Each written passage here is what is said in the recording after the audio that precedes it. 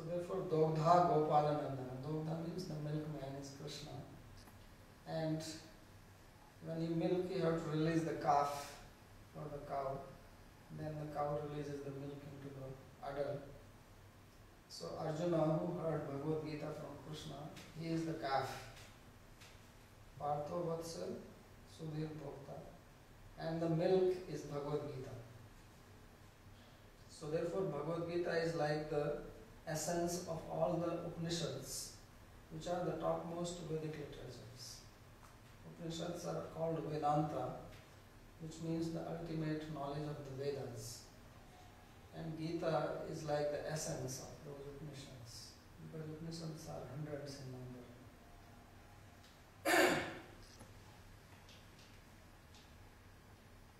So therefore, this Bhagavad-gita is a very important book.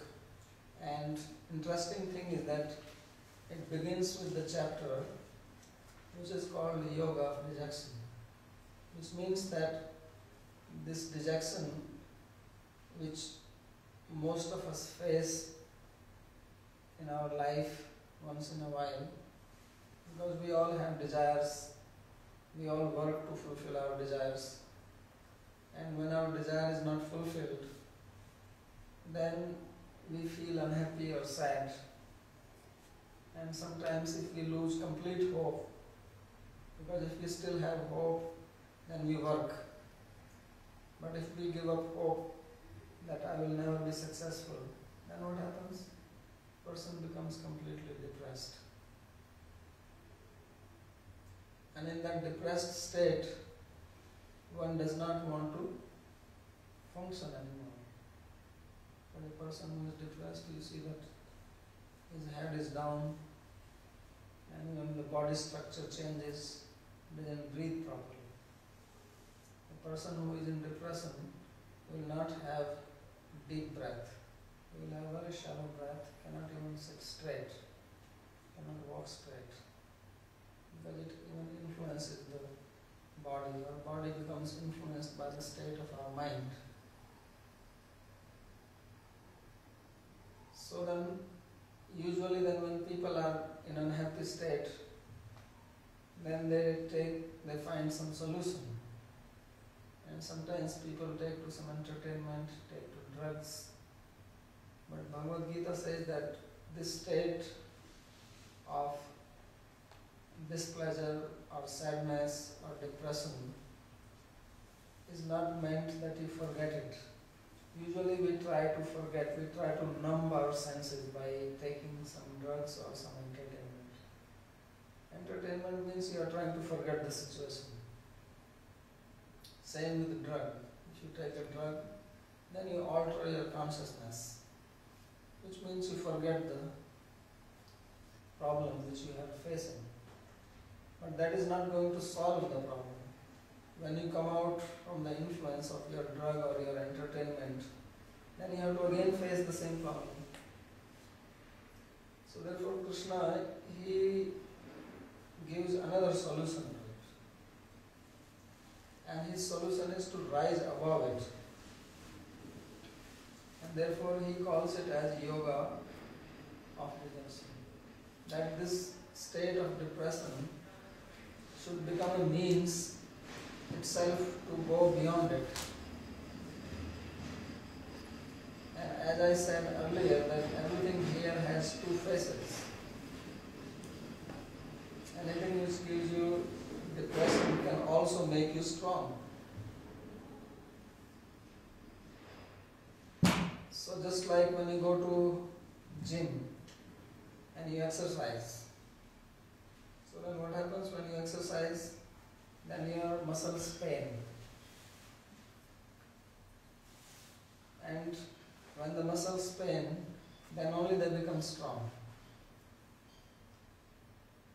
Because pain is there because the small tendons they break by doing exercise, and when they heal, then they become stronger than before. So the obstacles which come in our life, they are meant to make us strong. A person who has not faced obstacles in her or his life will not be strong. Just as if you don't do any exercise, then your muscles will not develop. So, when the problem is coming, then you run away from that, then you are not getting rid of the problem. In India, we give the example, or in the West, we have this bird. So in India, we give the example of hare, that if a rabbit is being chased by a dog, then rabbit runs because dog will kill the rabbit. And he runs. But if the rabbit realizes that the dog is going to catch him, then what he does is that he puts his head inside the sand and tries to hide. So if you close your eyes, that does not take away the problem. Like small children, if they are afraid, then they go inside their sheet and cover their head. So if you cover your head with the sheet, that does not give you any protection from the problem. So just as kids try to do that, when people grow up physically, they also remain mentally like kids. They try to hide from the problem and they find some deviant means, and usually they are only in two ways. Either you go for some entertainment, some pleasure, eat and drink, or take some heavy drugs. But this is trying to close your eyes. So in Bhagavad-gita, Krishna does not advise that. He says that you make this situation of dejection as a stepping stone for your progress. You should transcend the situation. And for that one has to understand the characteristic of mind, that how mind can influence you. Mind is very powerful, both positively and also negatively. And Krishna's philosophy therefore is to have control over mind. That is the actual purpose of yoga. The purpose of yoga is that you have to control your mind, because unless you control your mind, you cannot be successful in any field, material or spiritual. Of course, he is talking about spirituality, but even if you want to become successful in any material field, even if you want to become a good player, soccer player or hockey player or baseball player or tennis or whatever, then you have to have concentration of your mind. If you cannot concentrate, then you cannot be successful. So the same is also needed for spirituality. And then Krishna of course says that how you have to balance the mind. He is not saying that you renounce your situation, you run away. But he says that you should face the situation but with your intelligence. So this plot of Bhagavad-gita, where Krishna, he is driving the chariot of Arjuna. Those of you who have studied Bhagavad-gita, you know that Bhagavad-gita was spoken in the midst of two armies. There were cousin brothers, Pandavas and Kauravas. Pandavas were 5 brothers and Kauravas were 100 brothers.